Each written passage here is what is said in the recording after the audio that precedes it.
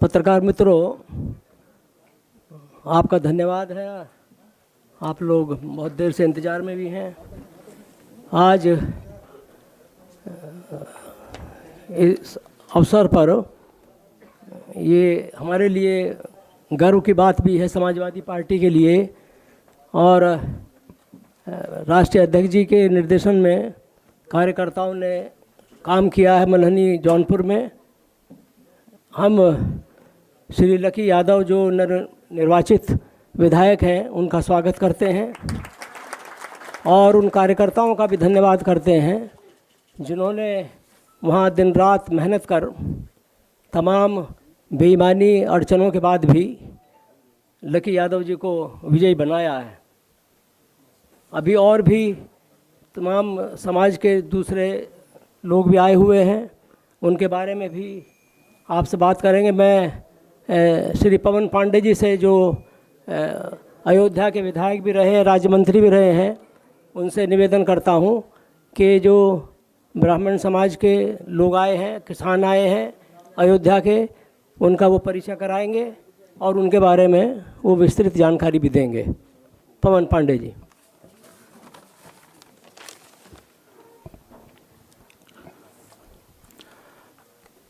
परम श्रद्धेय परम आदरणीय राष्ट्रीय अध्यक्ष जी, इस मंच पर मौजूद समाजवादी पार्टी के सभी सम्मानित नेतागण, आज दिवाली के 2 दिन पूर्व अयोध्या से अचानक बिना किसी सूचना के हमारे कुछ किसान समाजवादी पार्टी कार्यालय पर पहुंचे और उन्होंने आदरणीय राष्ट्रीय अध्यक्ष जी से अपनी वेदना प्रस्तुत की। किसान आपके सामने मौजूद हैं। अभी मैं कुछ किसान बंधुओं को यहाँ पर आमंत्रित करूंगा जो अपनी बात भी रखेंगे। अयोध्या जनपद में प्रभु श्री राम के नाम पर एयरपोर्ट का निर्माण हो रहा है, विस्तारीकरण किया जा रहा है। यहाँ पर ग्राम सभा धर्मपुर, ग्राम सभा गंजा, ग्राम सभा कुसमाहा कुटिया के किसान यहाँ पर मौजूद हैं। ये लोग विगत 8-9 महीनों से संघर्षरत हैं, आंदोलन कर रहे हैं, धरना कर रहे हैं, प्रदर्शन कर रहे हैं, जेल भरो आंदोलन कर रहे हैं। भारतीय जनता पार्टी की योगी आदित्यनाथ जी की सरकार इन किसानों की किसी बात पर न ध्यान दे रही है, न तवज्जो दे रही है, बल्कि योगी आदित्यनाथ जी के अधिकारी डीएम, कप्तान, एडीएम सिटी, एसडीएम गांव में जाते हैं तो इनको धमकियां देते हैं, इनको जेल भेजने और फर्जी मुकदमे लगाने की धमकी देते हैं। मैं धन्यवाद दूंगा इन किसानों को भी कि अपनी जमीन के लिए, अपनी मां के लिए पूरी ईमानदारी से लड़ रहे हैं। कई बार इन गांव के लोगों की गिरफ्तारियां हुई हैं। सुबह से शाम तक इनको पुलिस लाइन परिसर में बैठाया गया, शाम को छोड़ा गया। जो गांव में रहने वाली महिलाएं हैं उन पर दबाव बनाया जा रहा है।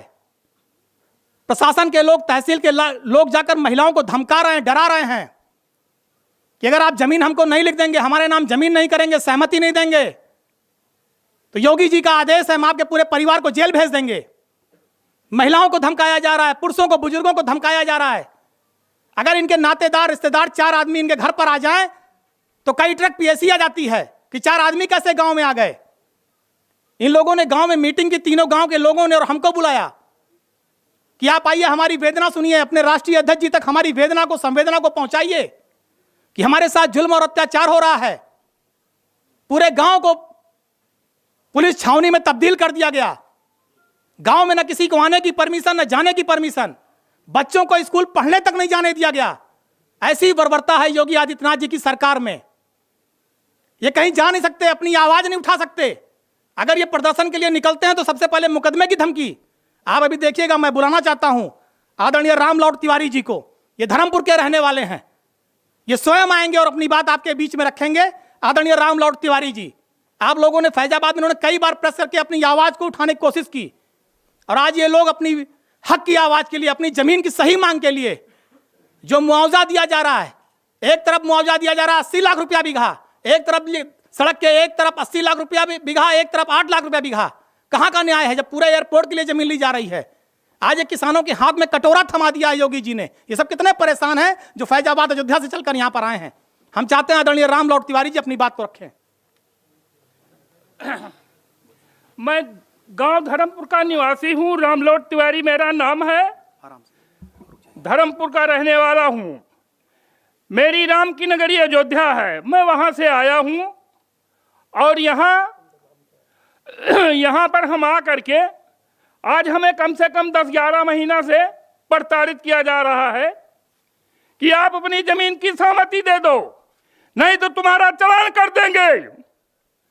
और मैं कहना चाहता हूं माननीय अखिलेश यादव जी से और पवन पांडे जी से, हम लोगों के रक्षक केवल पवन पांडे जी और अखिलेश जी हैं। मैं 11 साल पहले भी यहाँ अखिलेश यादव जी से एक समर्पण कराने आया था, तब वो मुख्यमंत्री नहीं थे और यहाँ हम लोगों की बहुत बड़ी स्वागत हुई। इसलिए मैं फिर से पुनः विचार किया कि हम लोग तत्काल चलें। और मेरे यहाँ की एक पार्टी 5 आदमी की गई जोगी के पास और जोगी ने सबको बुलाकर और सुना और डीएम को आदेश दिया कि भाई इन लोगों की सुनो। मैं नहीं, कुछ नहीं बल्कि और ज्यादा गुस्सा हो गए। हमारे यहाँ के अधिकांश आदमी जो है सरकारी आदमी हैं, जो होमगार्ड के कर्मचारी हैं, उनको जबरदस्ती घुड़की धमकी दे करके और उनसे सहमति पत्र पर दस्तखत कराया जाना उचित नहीं था, लेकिन कराया गया। वो डर के बस में कर दिए क्योंकि वो सर्विस करते हैं। और मैं तो एक छोटा सा काश्तकार हूं, खेती करता हूं। मैं अपने यहाँ रह नहीं सकता, अपने घर में रह नहीं सकता। अगर मेरे नात रिश्तेदार लड़के की शादी देखने के लिए आते हैं तो मेरे यहाँ पुलिस प्रशासन आके पहुंचती है कि आप मीटिंग कर रहे हैं, आप ये कर रहे हैं, वो कर रहे हैं। हम लोग वहां ठीक से रहने नहीं पाते। और हम लोगों का यही बगल जनौरा मौजा है, वहां को 80-85 लाख रुपया दिया जा रहा है और वहीं बगल 6 इंची का फर्क है। मुझे 8 लाख रुपया बिगहा जमीन दी जा रही है, जमीन का मुआवजा। मैं सरकार से कहना चाहूंगा कि इतनी बड़ी घोर अन्याय हम लोगों को जोगी सरकार कर रही है कि जिसका कोई जवाब नहीं। मैं सन 17 के इलेक्शन में मैं भाजपाई हूं और मैं 17 के इलेक्शन में वोट देकर जोगी सरकार को कि हमारे बगल गोरखपुर के जोगी बाबा हैं, हम लोग की रक्षा करेंगे, लेकिन हम लोग की रक्षा की बजाय वो हम लोग की सुरक्षा नहीं कर रहे हैं, कुरक्षा कर रहे हैं। आज के डेट में अगर हम कह दें कि हमें सरजू स्नान करने जाना है तो हम 4 आदमी 5 आदमी से नहीं जा सकते। हमारे लिए बहुत बड़ी समस्याएं हैं और हमारा मुआवजा भी नहीं बढ़ा रहे हैं। अगर हम दूसरे पार्टी का साथ करते हैं तो और विरोध होता है, इतना विरोध होता कि हम रह नहीं सकते। अगर हमारे ये माननीय पवन पांडे जी ना होते तो आज मैं जेल की रोटी खाता। हमको डीएम एसडीएम एकदम प्रताड़ित करते रहते हैं। और हमारे यहाँ दिवाली मनाई जा रही है, हमारे यहाँ दिवाली से महत्व बड़ा हुआ है। जिस प्रकार से कि हमारे यहाँ बारात जा रही हो, दूल्हा पुल से नीचे नदी में कूद गया हो, गिर गया हो, उसी तरह हमारे यहाँ सन्नाटा छाया हुआ है और जोगी उधर दीप जलाने जा रहे हैं। जिस दिए में जले तेल खैरात का, उस दिए का उजाला नहीं चाहिए। मैं भी हिंदू हूं, मैं राम जन्मभूमि में भी संघर्ष किया हूं, हनुमान जी का दर्शन भी रोज करता हूं। मैं कोई विरोधी नहीं हूं और मैं श्री राम एयरपोर्ट लिया जा रहा है और श्री राम एयरपोर्ट में अपनी जमीन देने के लिए तैयार हूं, लेकिन मुझे सौतेला व्यवहार किया जा रहा है कि आपको 8 लाख रुपया दिया जा रहा है। कहते हैं, अगर हम कहते हैं कि हमें मुआवजा कम है तो मेरे डीएम महोदय कहते हैं कि यह मुआवजा आपकी सर्किल डेट कम है। क्या सर्किल डेट किसान बनाती है कि उसको सरकार अपडेट करती है? और यही गुजारिश है कि हम लोगों को उचित न्याय दिलाया जाए और हम लोगों को अच्छा मुआवजा दिलाया जाए। हमारे अखिलेश सरकार ने पूर्वांचल और आगरा एक्सप्रेस बनाया है, वहां के किसान बहुत ही खुशहाल हैं। हमारे यहाँ वहां के एक ड्राइवर है, वो वहीं पे मशीन चलाता है और कहता है भैया वहां की जनता बहुत खुश है अखिलेश यादव के ऊपर, सबको मनमाना भरपूर पैसा दिला दिया है, कोई रोक टोक नहीं है। ये हमारी योगी सरकार ये है कि हम लोगों को उचित मुआवजा नहीं देना चाहती। मैं जात का ब्राह्मण हूं और मैं ये जनेऊ को कसम खा करके कह रहा हूं कि मैं अखिलेश सरकार में आया हूं और अखिलेश सरकार में रहूंगा जब तक मरूंगा नहीं। और मैं अपने बाल बच्चे आद औलाद को, गांव गिराव को समझा दूंगा कि भाई तुम लोग अपना वोट जो है वह भाजपा को न दे करके और अखिलेश यादव के कर कमलों को मजबूत करें। हम लोग 3-4 गांव हैं, कुटिया है, धर्मपुर है और गंजा है। 3-4 गांव को हम लोगों को इतना प्रताड़ित किया जा रहा है कि जिसका कोई जवाब नहीं है। अगर सरकार मेरे सामने ऐसी सरकार आई तो उसके सामने भी मुझे झुकना नहीं है। मैं यही कहना चाहूंगा कि हम अगर हमारी उचित मुआवजा नहीं मिला तो मैं आत्मदाह कर लूंगा। अगर आज जगदेव तिवारी ग्राम धर्मपुर, श्री राम लौट तिवारी सन ऑफ श्री जगदेव तिवारी ग्राम धर्मपुर। अब हम चाहते हैं गंजा गांव के प्रधान श्री केदार यादव जी आए और अपनी बात को रखें। श्री केदार यादव जी, ग्राम सभा गंजा।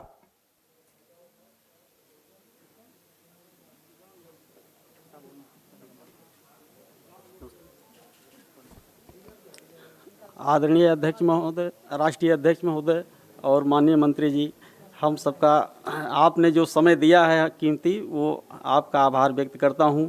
और जो हमारे गंजा गांव धर्मपुर या कुटिया में जो है एयरपोर्ट का वो हो रहा है, इसमें जो है हम लोग को सरकार मुआवजा बहुत कम दे रही है।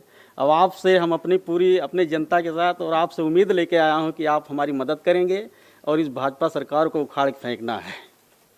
धन्यवाद। श्री राम शरण यादव जी, ग्राम सभा कुटिया।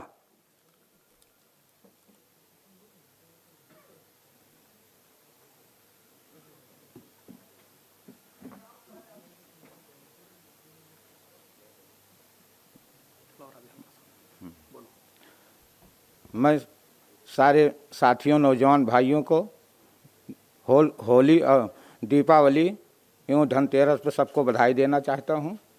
और मैं राष्ट्रीय अध्यक्ष जी से कहना चाहता हूं, अपनी मुसीबत हमारा ठीक है, ज़मीन चली जाए, घर चला जा रहा, खेत चला जा रहा, कुछ भी नहीं बच रहा है, एक बिस्सा ज़मीन नहीं बच रही है। लेकिन हम कहना चाहते हैं कि कम से कम हमारी ज़मीन ले ले, मौजूदा सरकार हमको उतना मुआवजा तो दे दे। लेकिन रोज़ पुलिस पहुंचते, कहीं DSDM पहुंचते, कहीं तहसीलदार पहुंचते, कहीं कानून गो लेह बस्ता पहुंचा रहता है, रोज़ धमका रहता है इस पर सहमति पत्र पर दस्तखत करिए, सहमति पत्र पर दस्तखत करिए। हम लोग का खाना नहीं खाया जा रहा है, हम लोग को बहुत तकलीफ़ दिया जा रहा है। ये वर्तमान सरकार हम लोगों के लिए बहुत नुकसान उठा रही है। बाल बच्चों तक सन पाते रहते हैं, कहिया जाए बाबू घरा, यही सब हरदम बकते रहते हैं, लड़के बच्चे पूछते रहते हैं। तो हम अपनी प्रेरणा कहने हमारे अध्यक्ष जी से कहने आए हैं, अपनी मुसीबत को बताने आए हैं कि हमको मुआवजा भी नहीं दिया रहा, ज़बरदस्ती हमारे साथ हमारी ज़मीनें हड़पी जा रही हैं। हम किस दुनिया को चले जाए अपने बाल बच्चे लेकर? 4 लड़के हैं, हमारा 20 आदमियों का परिवार है। एक बिस्सा ज़मीन खरीदे जाए तो हमको 8 लाख, 10 लाख, 15 लाख रुपया बिस्सा, हमारा 15 लाख रुपये में 15 लाख में 1 बीघा ज़मीन ली जा रही है। हम कहाँ बस पाएंगे? हमारे ऊपर बड़ी मुसीबत है। हमारी और सारी बातें तो हमारे राम लौट तिवारी जी, कम से कम 20 गांव जा रहा है। हम लोग तो इतने लोग आए हैं, 20 गांव हमारा बेघर हो रहा है। तो हमारे राम लौट तिवारी ने सब चीज़ बता चुके हैं जनता से। और हम अपनी बात यहीं समाप्त करते हैं अध्यक्ष जी से। मैं धन्यवाद। श्री राम शरण यादव जी, ग्राम कुटिया। एक और वक्ता को मैं बुलाना चाहूँगा अंतिम, आदरणीय वीरेंद्र तिवारी जी को, जो ग्राम धर्मपुर के हैं, ये भी अपनी बात रख दें।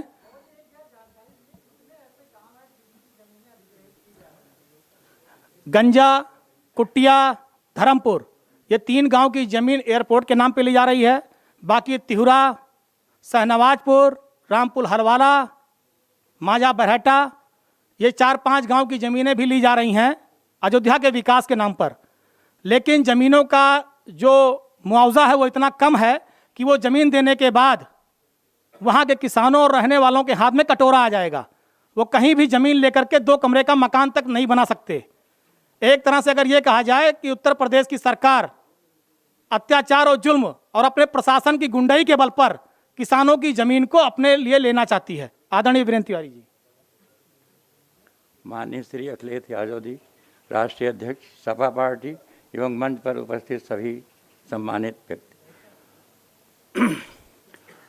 हमारे गांव की, मैं राष्ट्रीय अध्यक्ष जी से यह निवेदन करने आए हैं कि हमारे गांव की तथा हमारे बगल के गांव की, जैसे कुटिया है, मतलब धर्मपुर है, कुटिया है, गंजा है, शाहनवाजपुर है, माझा तिवरा है, माझा बरहटा है, इन सब गांवों की ज़मीन कहीं एयरपोर्ट के नाम पर, कहीं नव अयोध्या बसाने के नाम पर ली जा रही है। हम लोगों की ज़मीन श्री राम एयरपोर्ट के नाम पर ली जा रही है। हम लोग विरोध नहीं करते हैं, हमारे भी दिल में भगवान हैं, सारे हिंदुओं के दिल में भगवान रहते हैं। कोई भी हिंदू श्री राम का विरोधी नहीं है, लेकिन यह सरकार केवल श्री राम के नाम पर ढिंढोरा पीट करके इतना उत्पीड़न करना चाहती है, इस तरीके से समझिए जुल्म करना चाहती है कि जिसका कोई इंतहा नहीं है। हमारे यहाँ ये एयरपोर्ट बन रहा है, हम लोगों ने कम से कम 1 साल से हम लोग परेशान हैं। अगर हमारे माननीय भूतपूर्व मंत्री श्री पवन पांडे ना होते तो शायद हम लोगों की वह दुर्दशा होती कि मैं यहाँ तक आने के काबिल भी हम लोग ना रहते। आज जिस स्थिति में हम लोग पहुँचे हैं यहाँ, इस स्थिति में ना रहते। अगर हमारे गांव में 5-6 आदमी, हम आपस में 10 आदमी बैठ कर, जैसे ब्राह्मणों का गांव है, इतना उत्पीड़न इससे करते हैं कि 10 आदमी अगर हम अपने गांव में बैठ के कोई बातचीत आपस में करते हैं, गांव में अधिकतर लोग 10 आदमी बैठते भी हैं, तो भी अलाउ करते हैं। अलाउ वाले फ़ोन करते हैं, आपके गांव में क्या मीटिंग हो रही है, जबकि ऐसी कोई मीटिंग हम लोगों के गांव नहीं होती है। और हम लोगों के गांव में फैजाबाद का जनौरा गांव सभा, जिसकी ज़मीन ली जा चुकी है, जहां पर 74,80,000 रुपया जो चक्रोट या रोड पर हैं ज़मीनें, उनको दी गई है। जो चक्रोट पर नहीं हैं, जिनमें कोई रास्ता नहीं है, वहाँ 46,40,000 रुपया मुआवजा दिया गया है। और मेरे गांव का, उनका सराह तथा अयोध्या चौक से सबसे सटी हुई मेरी ग्राम सभा है। हमको जहाँ चक्रोट नहीं है वहाँ 8,40,000 और जहाँ चक्रोट है वहाँ 15,80,000 के हिसाब से मुआवजा देने को सरकार कहती है। वो कहती, और फिर भी डीएम कई बार हम लोगों को करीब 9 बार बुला चुके हैं। हर बार कहते हैं, जितने अधिकारी जाते हैं वो समझाते हैं कि नहीं आप लोग सहमति दे दीजिए, नहीं तो आपका 2 गुना कर दिया जाएगा, 4,20,000 पाएंगे आप। हम लोग कहते हैं कि हमारा आप चाहे जो करिए, लेकिन हम लोग देंगे नहीं। हमारे गांव से भी लगभग किसी ने सहमत नहीं दिया है। 2-4 जो कर्मचारी हैं उनको धमका करके तुमको सस्पेंड कर देंगे, निकाल देंगे, इस तरीके से उनसे जो है सहमति ली गई है। और एक आदमी चाहे एक विस्तार किसी भी बिरादरी का जा रहा हो, किसी ने सहमति दिया नहीं है अभी तक। लेकिन प्रशासन जो है बार बार धमकाता है। हम स्वयं आए थे, मुख्यमंत्री के प्रतिनिधिमंडल में मिलने स्वयं आए थे। मुख्यमंत्री ने हम लोगों के सामने कहा, उनको हमने अपनी पीड़ा बताई। उन्होंने डीएम को तुरंत अपने फ़ोन लगवाया और कहा कि भाई ये हमारे फलाने किसान फला किसान यहाँ आए हुए हैं, नाम पढ़ के बताया बाकायदे, और ये इनकी ये शिकायत है, आप इनको संतुष्ट करिए। हम लोगों से कहा कि जाओ भाई, आप लोगों को इतना मुआवजा हम दिला देंगे कि खुश होकर निकलोगे। जिस दिन से हम लोग यहाँ से मिल के गए, उसे दूसरे दिन से प्रशासन इतना प्रताड़ित करने लगा कि इस्तीफा लेने लगा। एडीएम आ गए, फला आ गए, जितने अधिकारी हैं बार बार आते हैं, प्रताड़ित करते हैं।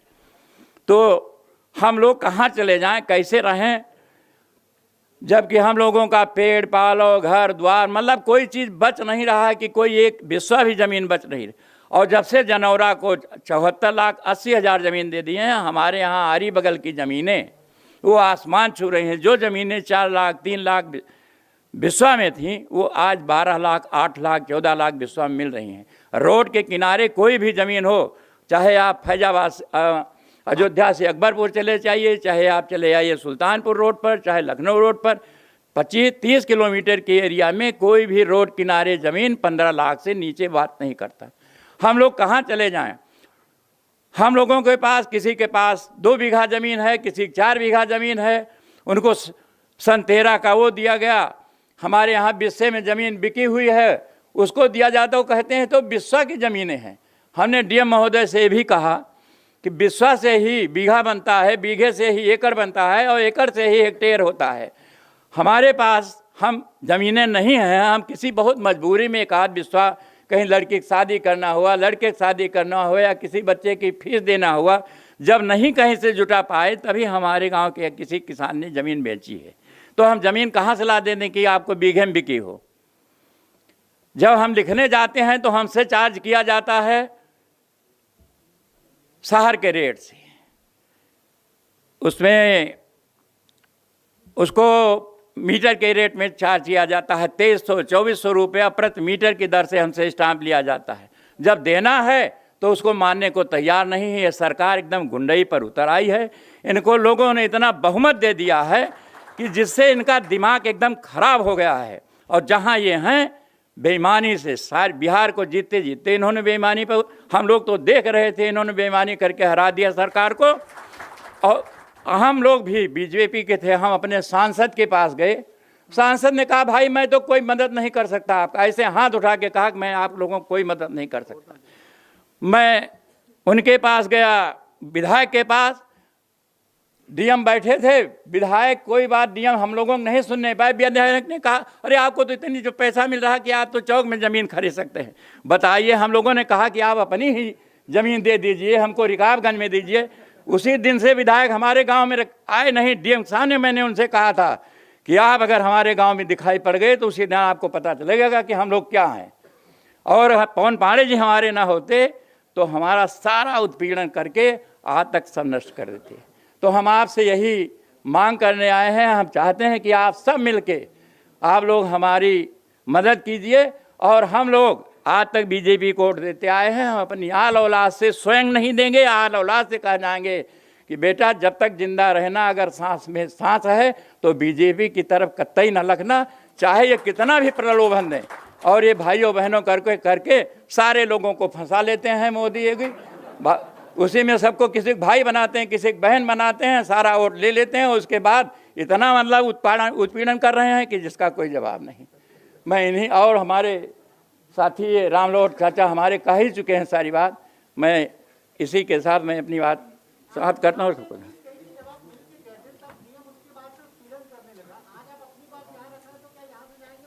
तो करेगा। हम तो अब कह रहे हैं ना कि हमारे यहाँ का एक आदमी भी सहमत नहीं दिया है।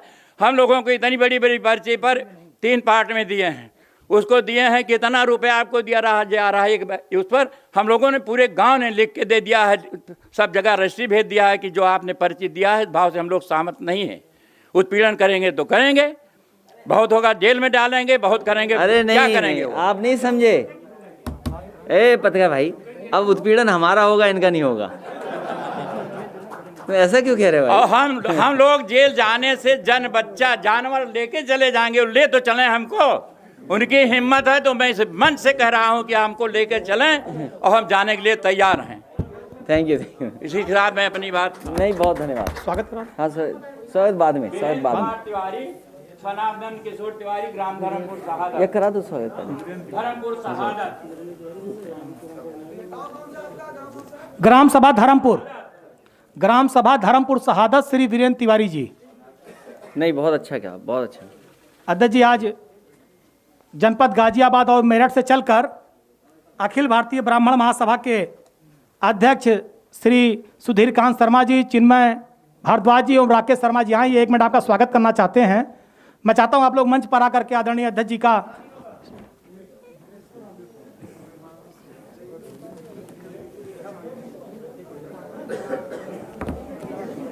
आप बैठो, आप बैठो, आप बैठो।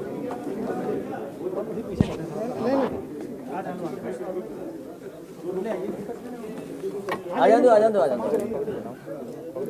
अरे ओहो, अभी रुकिए, दो कर इधर आ जाओ।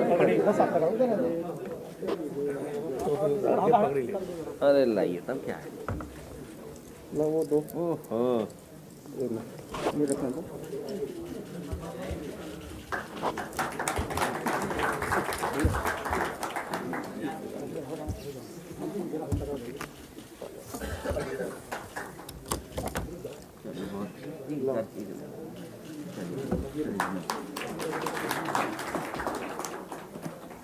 आइए इसको आइए दोबारा इसमें नीचे लगा लो या मास्क बाद में हटाएंगे अभी कोविड गया नहीं है ये समझ लो अरे दोबारा कह दो तो हम हटा देंगे दोबारा कहो केस होगा तो तुम पे भी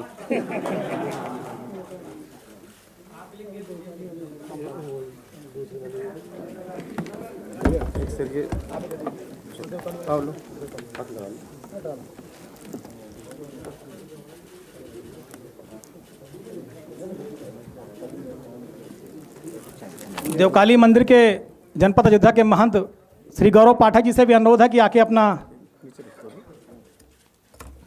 श्री गौरव पाठक जी। धन्यवाद है बहुत धन्यवाद सर इसका मकसद अच्छा ठीक है सामने पकड़ो जनपद अयोध्या देवकाली मंदिर के महंत श्री गौरव पाठक जी।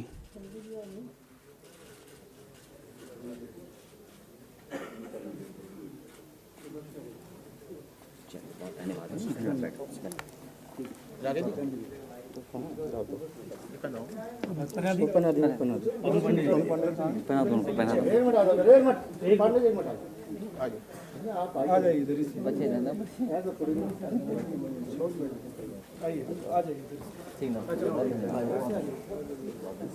ठीक बहुत धन्यवाद है अच्छा लाइए ओहो चलिए बहुत धन्यवाद बहुत धन्यवाद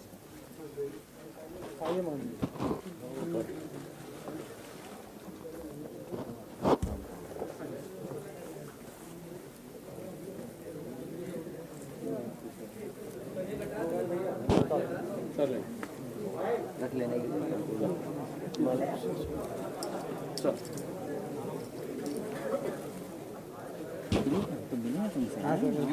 अरे याद आ गया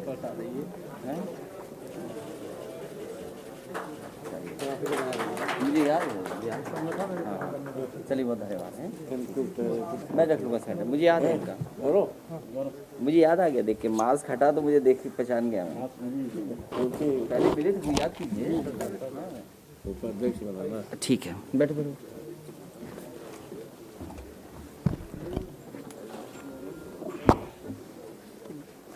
अब मैं अनुरोध करूंगा परम आदरणीय माननीय राष्ट्रीय अध्यक्ष जी से कि जो हमारे जनपद अयोध्या के गंजा कुटिया धर्मपुर के हमारे किसान भाई जिनको लगातार भारतीय जनता पार्टी की सरकार इनका उत्पीड़न कर रही है परेशान कर रही है मुकदमे लादने की धमकी दे रही है महिलाओं और बच्चों तक को प्रताड़ित कर रही है इनको अपना आशीर्वाद देने की कृपा करें आदरणीय राष्ट्रीय अध्यक्ष जी।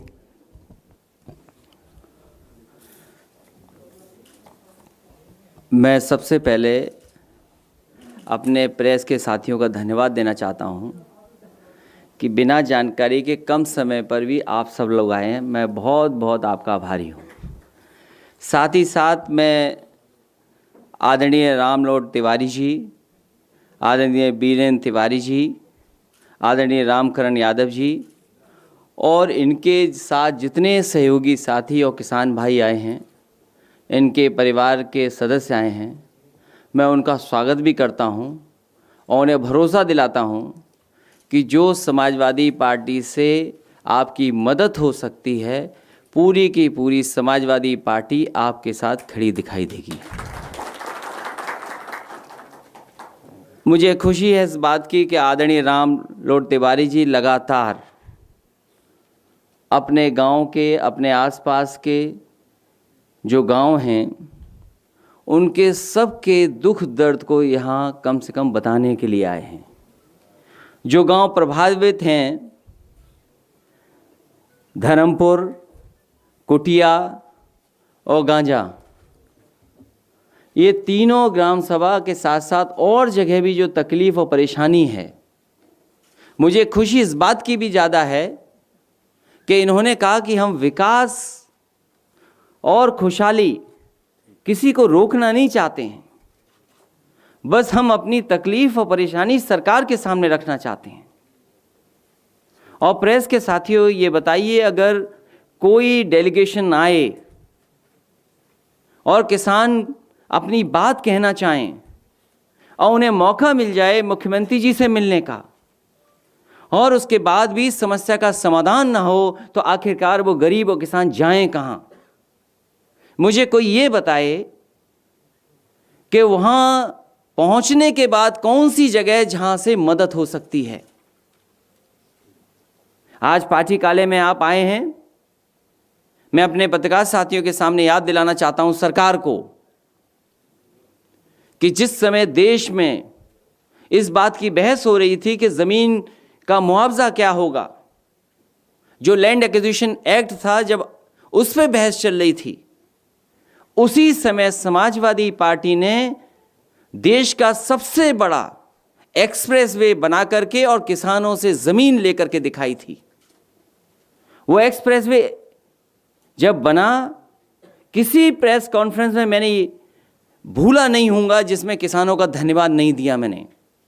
जब जिस समय मैं शिलान्यास कर रहा था, सबसे पहले मैंने किसानों का धन्यवाद दिया और मैंने कहा कि मैं किसानों का धन्यवाद देना चाहता हूं कि उन्हीं की वजह से ये एक्सप्रेसवे बन पाया है।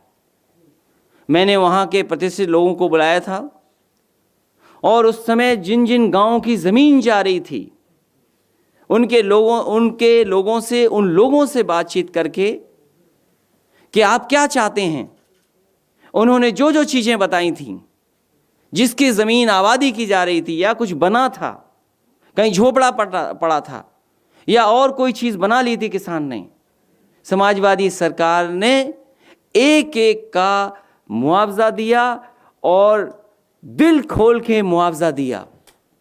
मुझे याद है इसी लखनऊ में जहां पर एक्सप्रेसवे को घुसना था, क्योंकि जब डिज़ाइन हो जाए, अलाइनमेंट हो जाए और उसके बाद ये पता लगे कि इसमें 2 गांव आ रहे हैं, अगर इन 2 गांव को नहीं शिफ्ट किया जाएगा तो ये एक्सप्रेसवे कभी लखनऊ से नहीं जुड़ पाएगा। मैंने उस समय के अधिकारी को भेजा गांव में, पहले अधिकारी को भेजा, फिर डीएम को भेजा और मैंने कहा गांव वालों से पूछ करके आइए कि आप क्या चाहते हो अगर आपका गांव इसमें पूरा का पूरा ले लिया जाए।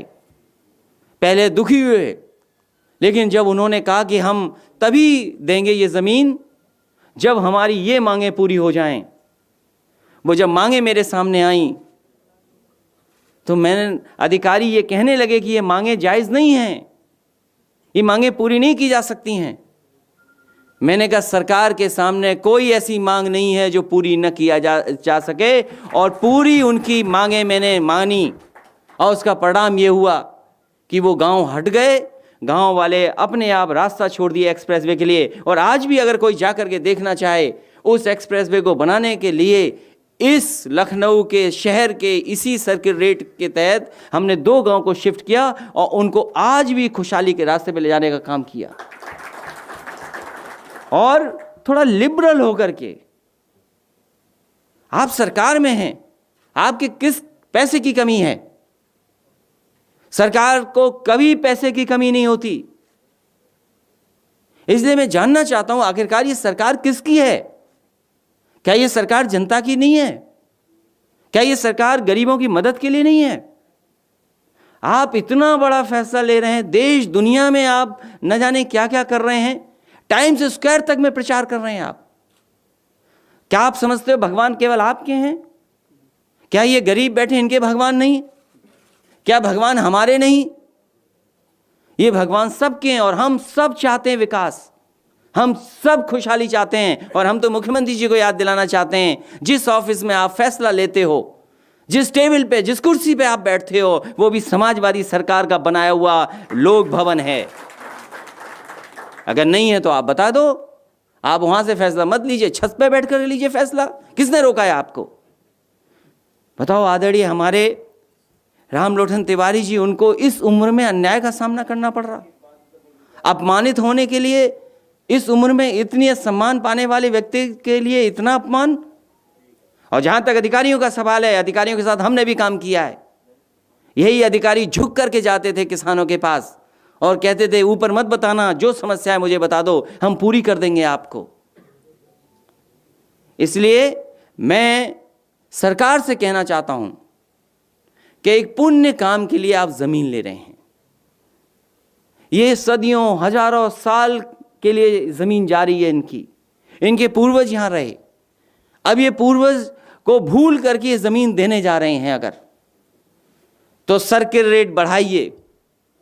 समाजवादी सरकार ने एक्सप्रेसवे बनाने पर सर्किल रेट बढ़ाया था, और सर्किल रेट कम से कम ऐसा किया था कि कोई किसान को बुरा ना लगे, क्योंकि जब वो मार्केट देखता है, जब उसे याद आता है कि मार्केट में तो ये वैल्यू है उस ज़मीन की और हमसे तो सरकार ऐसे छीन लेगी। आप बताइए, सरकार जब ले लेगी वहाँ, मान लीजिए कल को वो एयरपोर्ट प्राइवेट हो जाएगा, तब कौन मुनाफा कमाएगा? हमारे गरीबों किसानों की ज़मीन लेकर के आप मुनाफा किसी और को कमाना चाहते हैं, तो कम से कम सर्किल रेट बढ़ा करके, और ये पुण्य काम होने जा रहा है, 6 गुना इनको ज़मीन का मुआवजा मिलना चाहिए। और मैं अपने आदरणीय रामलोट तिवारी जी को, आदरणीय बीरेंद्र तिवारी जी को और हमारे आदरणीय रामकरण यादव जी को मैं भरोसा दिलाता हूँ, उनके सहयोगी साथियों को भरोसा दिलाता हूँ, समाजवादी लोग आएंगे तो इसी तरह का मुआवजा आपको देंगे। आपको आपके सम्मान से ठेस नहीं पहुँचेगी। अगर हमें कोई सम्मान करना पड़ेगा तो सम्मान करेंगे और आपकी मदद करेंगे। 6 गुना देने में क्या कमी है सरकार को? सरकार तो ये कहती है कि हमारे पास ऐतिहासिक बजट है। अगर इतना ऐतिहासिक बजट है तो दिल क्यों छोटा है आपका, ये बताइए हमें। बजट 6 लाख करोड़ का और दिल कितना छोटा सरकार का। इसलिए इन किसानों की मदद हो। मुझे तो याद है एक किसान नेता मनोज तेवतिया, मनवीर तेवतिया आ गए थे, और आपके पुराने पत्रकार साथी जानते होंगे, मनवीर तेवतिया वो थे जिन पर एक सरकार ने न जाने कितने मुकदमे लगा दिए थे, और इतने मुकदमे लगा दिए थे उन पे, वो जेल में थे।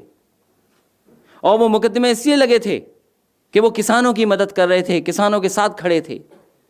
जब सरकार हमारी आई, हमने एक एक मुकदमा उस नेता का वापस ले लिया और हमने कहा कि आप किसानों की लड़ाई लड़ रहे थे, इसलिए आप पे एक भी मुकदमा नहीं चलेगा। पूरे के पूरे मुकदमे समाजवादी सरकार ने वापस लिए थे और 1 साल के बाद उन्हें जेल से बाहर निकाला गया था। लेकिन ये सरकार तो ऐसी है, इसके लेखपाल, एसडीएम, डीएम जाने क्या करते हैं। वो नौकरी संविधान और व्यवस्था के लिए नहीं नौकरी कर रहे हैं, वो तो पता नहीं किसको खुश करने के लिए कर रहे हैं।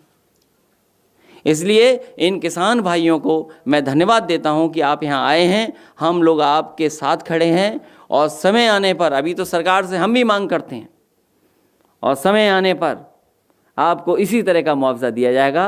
अगर विकास के रास्ते पे ले जाने के लिए आप खड़े हैं तो हम भी आपके साथ खड़े हैं। और जितना भी कार्य हुआ है, कई कार्य ऐसे हैं जो अभी भी यादगार कार्य हैं 4 साल बाद भी। जो पानी हम लोग देखते हैं, और पानी में कभी कभी दिए की जो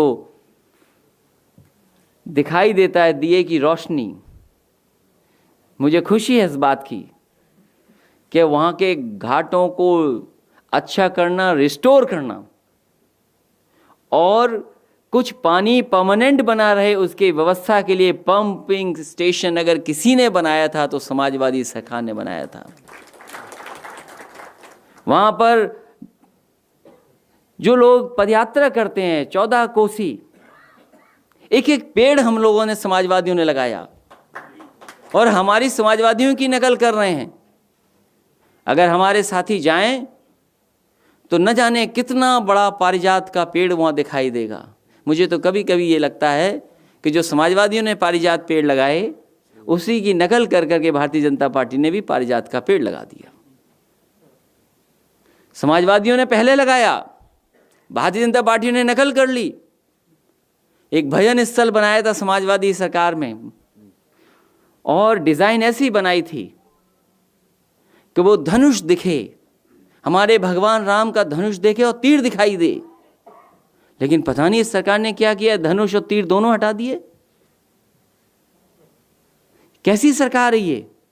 इसलिए हम पत्रकार साथियों से भी कहना चाहते हैं, अगर आप लोग चाहोगे तो मुआवजा मिल जाएगा इन्हें, आप लोग भी मदद करो। हम तो मदद कर ही रहे हैं, लेकिन ये पत्रकार साथियों ने अगर ठान लिया तो मदद मिल जाएगी। इसलिए हम भी चाहते हैं इन गरीब किसान भाइयों की मदद हो, आप भी लोग भी मदद करें।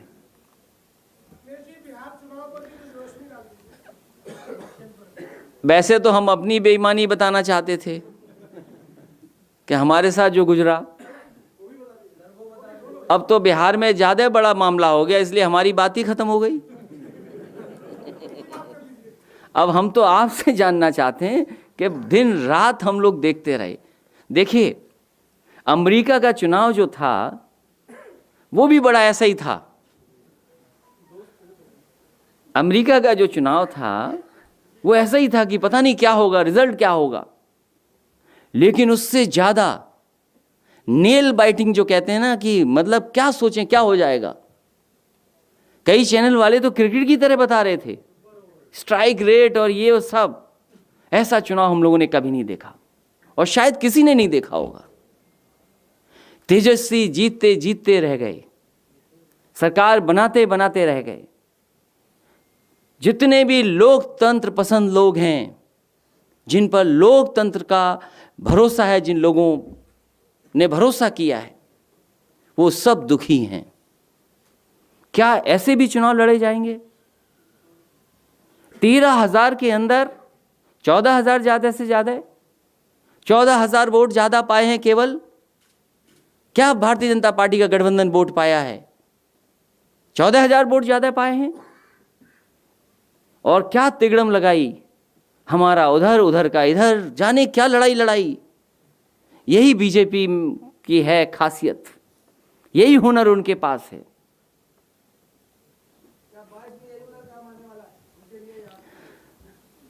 हमें तो कोई राज आपको नहीं बताएंगे। और मैं तो कहूंगा आपसे कि आप समाजवादियों का काम देखिए। क्या एक्सप्रेसवे ऐसा बना पाए? आप उनसे सवाल कीजिए कि आपने ये कहा कि दिवाली पर एक्सप्रेसवे खोल दिया जाएगा। हमें तो कभी कभी ये लगता है कि हम लोग सरकार से बाहर आ गए हैं, ठेका किसी और को दे आए हैं बनाने का। ठेकेदार गड़बड़ कर रहा है।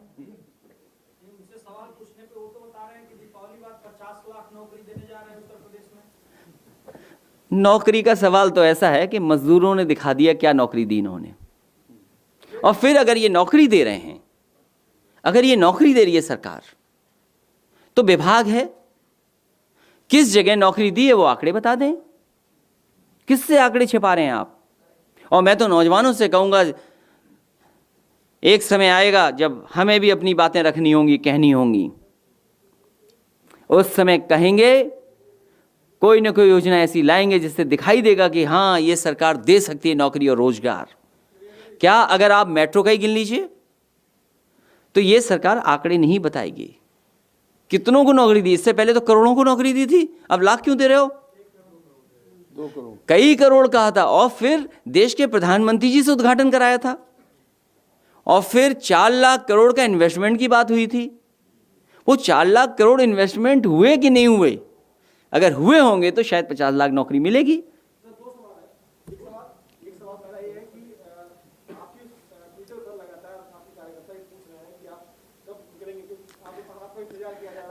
बहुत अच्छा कहा।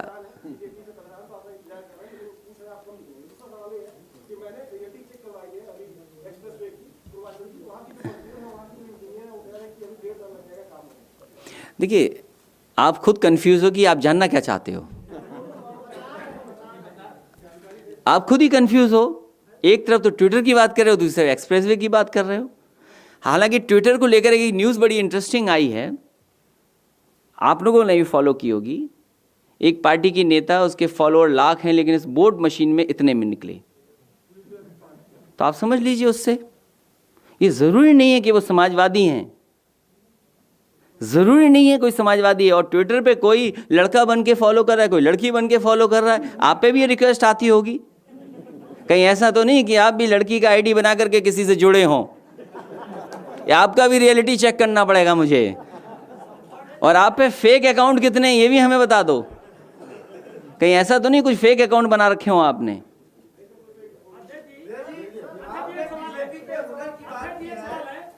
देखो ऐसे लड़ो मत, पूछ लो। और सुनिए, इन गरीबों की मदद करो तो हमसे सवाल पूछ लो। भगवान राम की नगरी में जिस तरीके से अयोध्या में किसानों का उत्पीड़न सामने आता आया है, क्या उत्तर प्रदेश में जिन जिन जगहों पर किसानों को कम रेट देकर के उत्पीड़न किया जाए, समाजवादी पार्टी साथ देगी? बहुत छोटा सवाल पूछते हो। बड़ा सवाल यह है, कोई भी सरकार के खिलाफ अगर बोल देगा तो उस पर बुलडोजर चला देगी सरकार। आपको यह कहना चाहिए कि आपके ही साथी जेल चले गए। जब देश में यह बहस हुई कि आखिरकार कितने पत्रकार जेल में गए, तो एक जेल में नहीं गए, एक तो टीवी पे देखा हमने। अब छूट कैसे आए ये तो सुप्रीम कोर्ट जानते हैं, हम तो नहीं जानते ये बातें।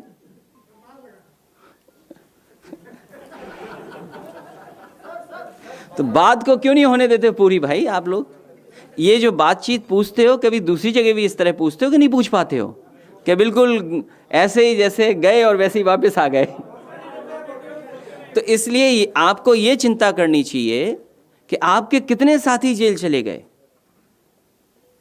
अगर दाल की बात किसी ने बता दी, सच्चाई बता दी दाल की, तो वो जेल चला गया। दूध में पानी मिला बता दिया तो वो जेल चला गया। किसी का शेयर कर दिया तो वो जेल में चला गया। और समाजवादी पार्टी ने न जाने कितनों की शिकायत की। मैं जानता हूं कि हमारे लोगों के खिलाफ न जाने क्या क्या लिखते हैं लोग। शिकायत करते रहो, कोई जेल नहीं जाएगा। आप जरा सच्चाई दिखा दो। अगर जेल में हमें ना आपको मिलने जाना पड़े तो बताना।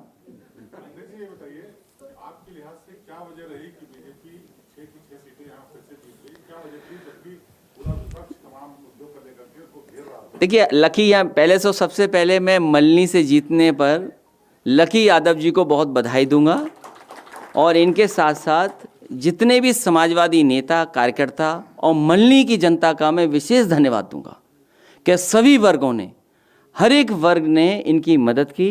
और उसका परिणाम यह हुआ कि लकी यादव ऐतिहासिक वोटों से जीत करके आए। ये हमारी पार्टी के बहुत ही वरिष्ठ नेता पारसनाथ यादव जी के बेटे हैं। पारसनाथ यादव जी की भी आखिरी इच्छा यही थी कि उनका बेटा विधायक बन जाए। मैं जनता का बहुत आभारी हूं कि जनता ने उनकी आखिरी इच्छा को पूरा किया। जहां तक चुनाव का सवाल है, चुनाव मैथमेटिक्स हो गया है।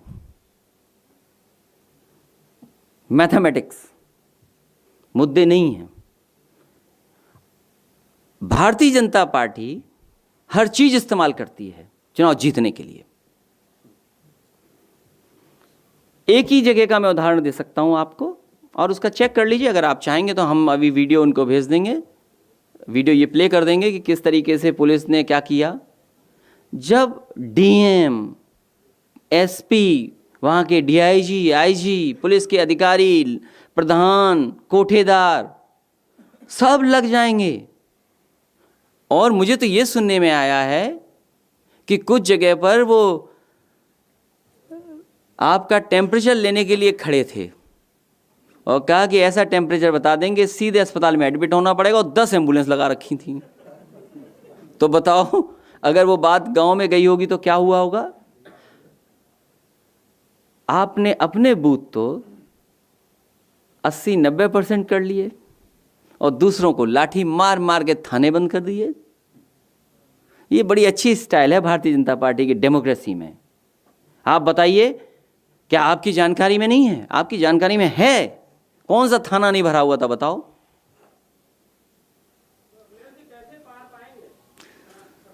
ये अगर हम आपको बता देंगे तो फिर पार कैसे होंगे?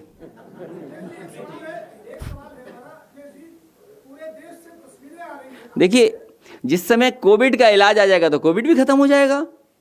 अभी कोविड की दवाई नहीं है, न वैक्सीन है। वैक्सीन आने में टाइम है ना। और फिर उत्तर प्रदेश तो अच्छा है कि नो टेस्ट नो कोविड। देखिए, हम और आप स्वस्थ हैं। अगर हम और आपको नहीं हो रहा है, हम आप बिना मास्क के बैठे हैं अगर, तो ये मत समझ लीजिए कि कोविड नहीं है, बीमारी नहीं है। तो अगर जान चली जाएगी तब पता लगेगा कि हाँ ये तो कोविड से ही गए हैं। अरे एक एक पूछिए, चिल्ला क्यों रहे हो आप?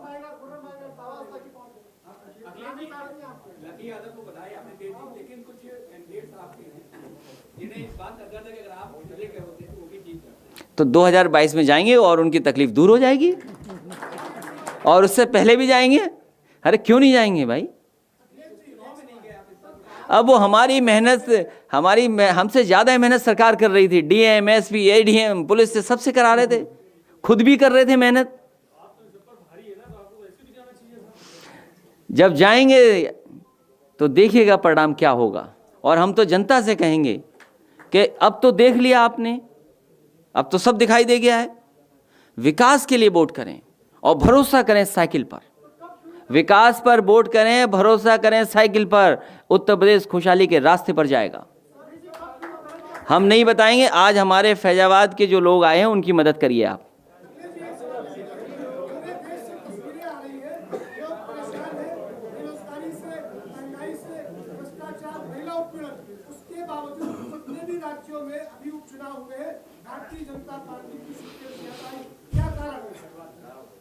बिहार का चुनाव देखा था आपने? जो आपका दिल कह रहा है वही जनता कह रही है। आपका दिल क्या कह रहा है ये बताओ, बताओ आपका दिल क्या कह रहा है। अब कोई बोल ही नहीं पा रहा है, सब जानते हैं क्या है।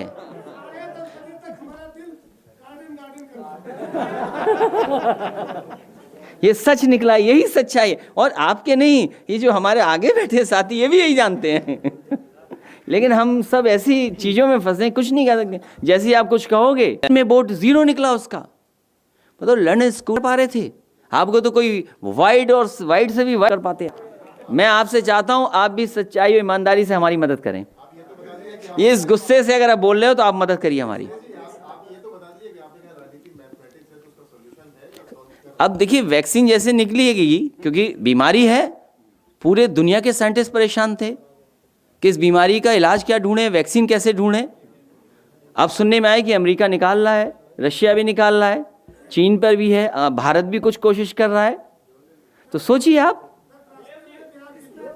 तो इसलिए मैं कहना चाहता हूं आपसे, समाजवादी पार्टी विकास का रास्ता नहीं छोड़ेगी। हमें केवल जनता को भरोसा दिलाना है। और मैं जानता हूं यहाँ जितने पत्रकार साथी बैठे हैं वो भी इंतजार समाजवादी सरकार का कर रहे हैं। नहीं कर रहे हैं आप लोग? बताइए आप। देखिए हाँ जी सब कह रहे हैं।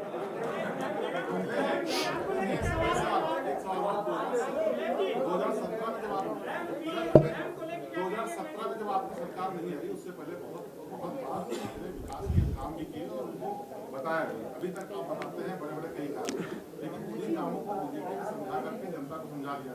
अभी जब चुनाव हुए, उपचुनाव उसमें तमाम नेगेटिव चीजें थी जिसपे विपक्ष इकट्ठा हो गया, फिर भी उसको विपक्ष समझा नहीं पाया जनता को। क्या लगता है आपको कितनी बात समझा नहीं पाया? अभी मैंने आपसे कहा था कि पारिजात पेड़ समाजवादी सरकार में और समाजवादी लोगों ने लगाए। आप फॉरेस्ट डिपार्टमेंट से ही जानिए ये बात। मैं तो आपसे कहूँगा कि फॉरेस्ट डिपार्टमेंट से एक बार पूछिए कि सबसे ज़्यादा पारिजात पेड़ किस सरकार ने लगाए। सबसे पहले लोहिया पार्क में नेताजी से लगवाया था हम लोगों ने। और अगर आज लोहिया पार्क आप जाएं तो बहुत सारे लोग देखेंगे, आप पूजा करते मिलेंगे। वो नेताजी ने सबसे अच्छा पेड़ लगाया था। वो कितना बड़ा हो गया उसकी कल्पना नहीं कर सकते आप। इसी तरह फैजाबाद में भी लगा। ये जो किसानों को आज पैसा मिल रहा है 500 रुपया, क्या समाजवादी सरकार ने नहीं शुरू किया था? याद कीजिए आप। समाजवादी सरकार में 500 रुपया महिलाओं को, गरीब महिलाओं को समाजवादी पेंशन देना शुरू कर दिया था। क्या वही तो 500 रुपया है? आप किसान को क्या दे रहे हैं? उसी तरह की तो योजना है। मैं आपसे ऑन रिकॉर्ड कह रहा हूं, ऑन रिकॉर्ड। समाजवादी सरकार बनी थी, सबसे ज़्यादा उत्तर प्रदेश में बैंक अकाउंट खुले थे, सबसे ज़्यादा ब्रांचेस खुली थी। ऑन रिकॉर्ड कह रहा हूं मैं आपको। और डायरेक्ट बेनिफिट ट्रांसफर सिस्टम अगर किसी ने लागू किया था, समाजवादी सरकार ने लागू किया था, किसानों के अकाउंट में सीधा जा रहा था। तो अब ये प्रचार प्रचार प्रचार ही करते हैं, तो हम भी प्रचार प्रचार प्रचार ही करेंगे।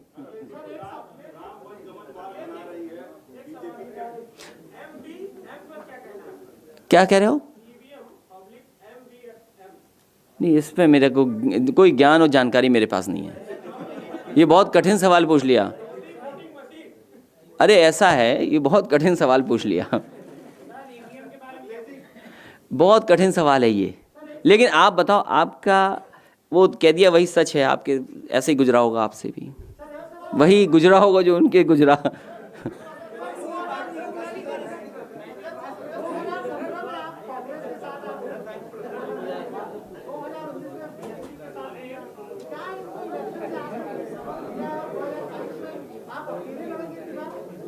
अब बार बार क्यों पूछते हो, सब पता है आपको।